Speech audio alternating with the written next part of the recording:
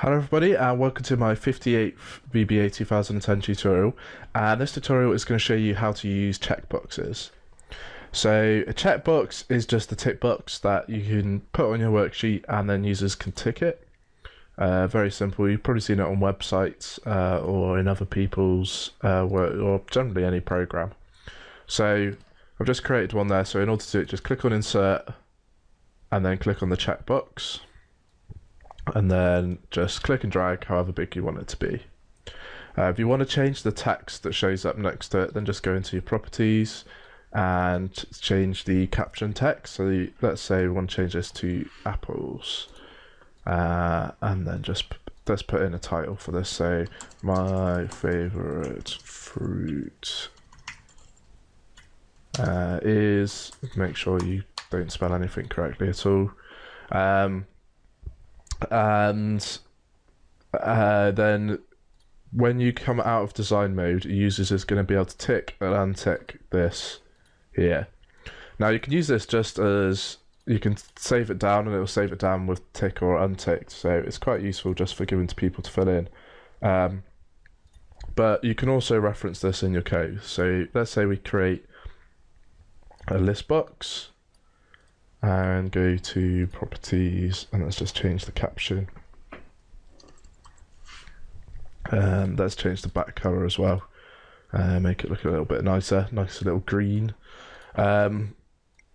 So when we go into our editor on here, if we want to reference this apples checkbox, then we just reference its name up here. So let's call this apples underscore check.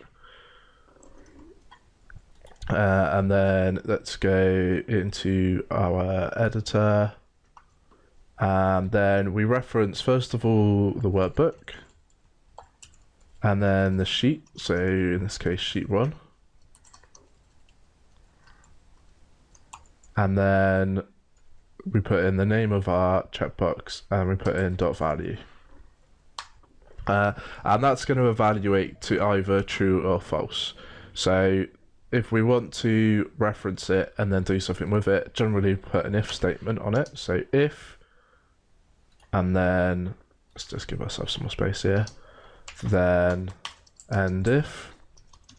So we can put in an if statement that pulls this through as it's checked. So if it is ticked, then we can run our code. So we can put in, say, just message box, you like apples. Just tidy it up a little bit. And so now when we come out of design mode and we press submit, nothing's going to happen. But if we've got apples ticked, then it's going to come up with a message box saying you like apples. And you can have as many of them as you want, and you can just tick them kind of in any different format you want. So that's going to be it for this tutorial. In the next tutorial, I'm going to show you a similar type of button called a radio button, or a command button. Not command button, radio button, or what do they call them on here? An option button, that's the one. So thanks for listening, and I hope to catch you in the next tutorial.